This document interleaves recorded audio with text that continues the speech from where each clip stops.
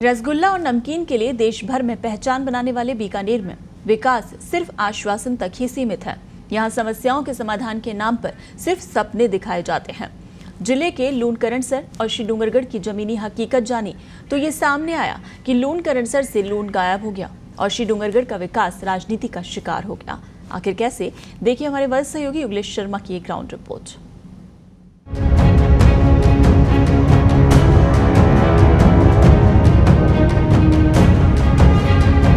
बीकानेर जिले के 7 विधानसभा क्षेत्रों में जमीनी हकीकत जानने के लिए झुंझुनू से मंडावा, फतेहपुर, रतनगढ़ होते हुए सबसे पहले हम श्री डूंगरगढ़ पहुंचे। कस्बे में घूमचक्कर पर आकर बस ठहरी, यहीं पर हालातों से रूबरू हो गए। सर्वाधिक मूंगफली उत्पादन के लिए प्रसिद्ध इस ब्लॉक में गिरते भूजल स्तर ने विकट हालात पैदा कर दिए हैं।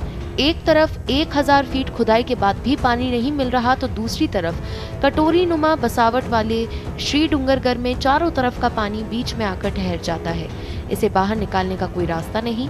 कस्बे के शाम महर्षि ने ये सब बताते हुए सड़क पर फैले गंदे पानी की तरफ इशारा किया और कहा, पूरे कस्बे में घूम लो, ऐसे ही हालात मिलेंगे। और कस्बे का चारों तरफ का पानी कस्बे के बीच में ठहरता है और उसकी बाहर निकालने की कोई व्यवस्था अभी तक नहीं है। ड्रेनेज के नाम से छोटी मोटी कोई योजनाएं बनती है और वो यथासंभव मैं यही कहूँगा कि वो कागजी ज़्यादा और व्यवहारिक रूप से ज़्यादा कमज़ोर होती है। बिग्गाबास में किशोर मारू से स्थानीय मुद्दे समझने की कोशिश की तो वो बोले कि ब्लॉक में 33,000 कृषि कुएं हैं और 33 लाख क्विंटल मूंगफली का उत्पादन प्रतिवर्ष होता है, लेकिन लगातार जल स्तर नीचे जाने से क्षेत्र को अति दोहित घोषित कर दिया गया। इस विकट स्थिति से निपटने के लिए नहरी पानी ही एकमात्र विकल्प है।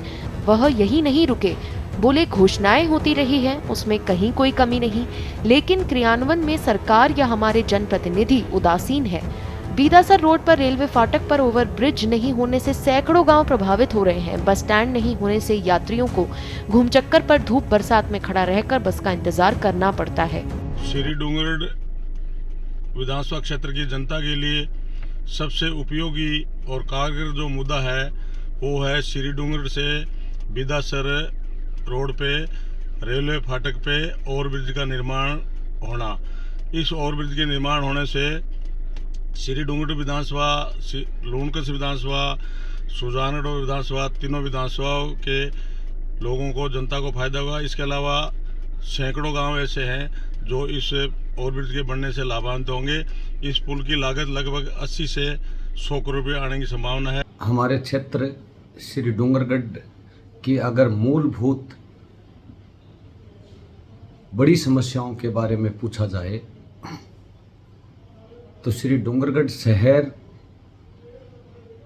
और गांव में जल निकासी जो सबसे बड़ी समस्या है। श्री डूंगरगढ़ शहर में सीवर लाइन अति आवश्यक है और गांवों में जल निकासी की समुचित व्यवस्था होनी चाहिए।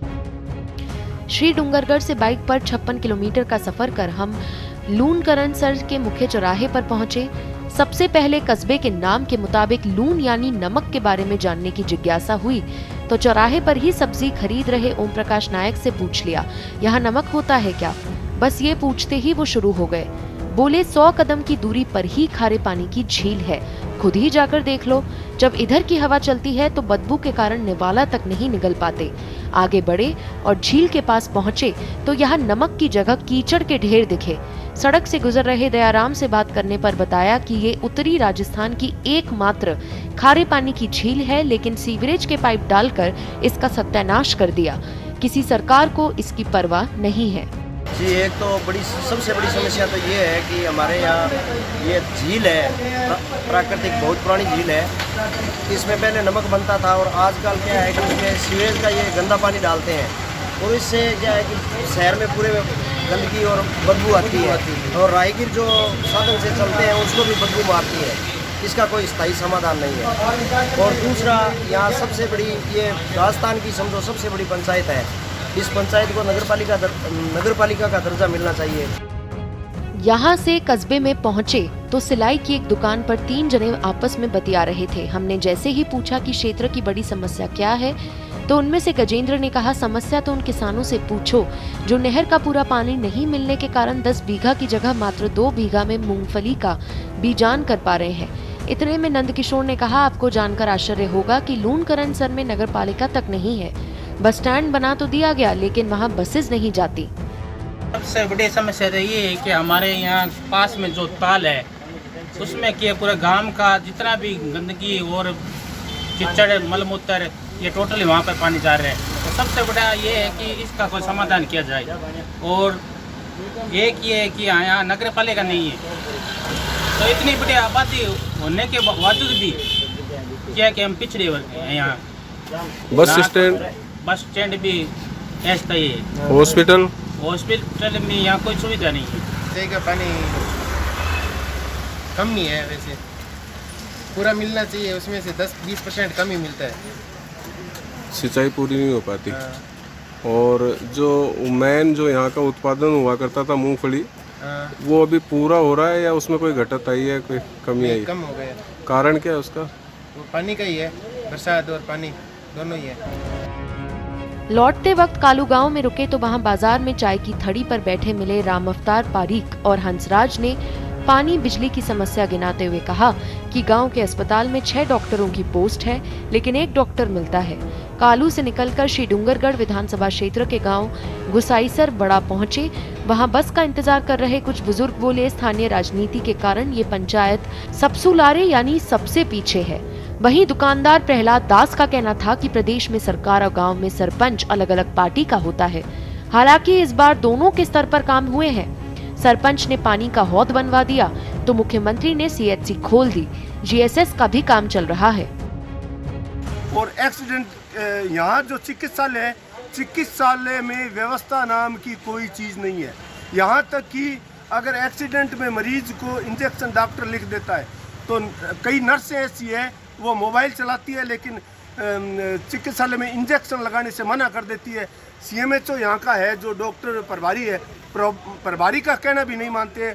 ऐसी नर्सें हैं जिनको यहाँ से दूर भगाया जाए, वो चिकित्सालय की व्यवस्था है वो दुरुस्त की जाए। तो मुख्य समस्या है कि और बिजली कालू रोड पर रोजा चौराया या और बिजली बढ़ना चाहिए हमेशा के लिए। या दुर्घटना और हॉस्पिटल जाते हैं मरीज को लेकर तो 2-2 घंटे तक यहाँ परेशान होना पड़ता है।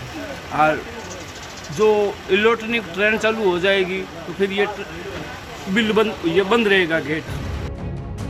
स्थानीय मुद्दों को लेकर भले ही दोनों विधानसभा क्षेत्र के लोगों ने गुस्सा जाहिर किया हो, लेकिन सरकार की खाद्य सुरक्षा योजना, पशुधन बीमा योजना, मुख्यमंत्री चिरंजीवी योजना, 100 यूनिट बिजली फ्री जैसी योजनाओं का लगभग सभी ने सराहा। पत्रिका टीवी के लिए बीकानेर से युगलेश शर्मा की रिपोर्ट।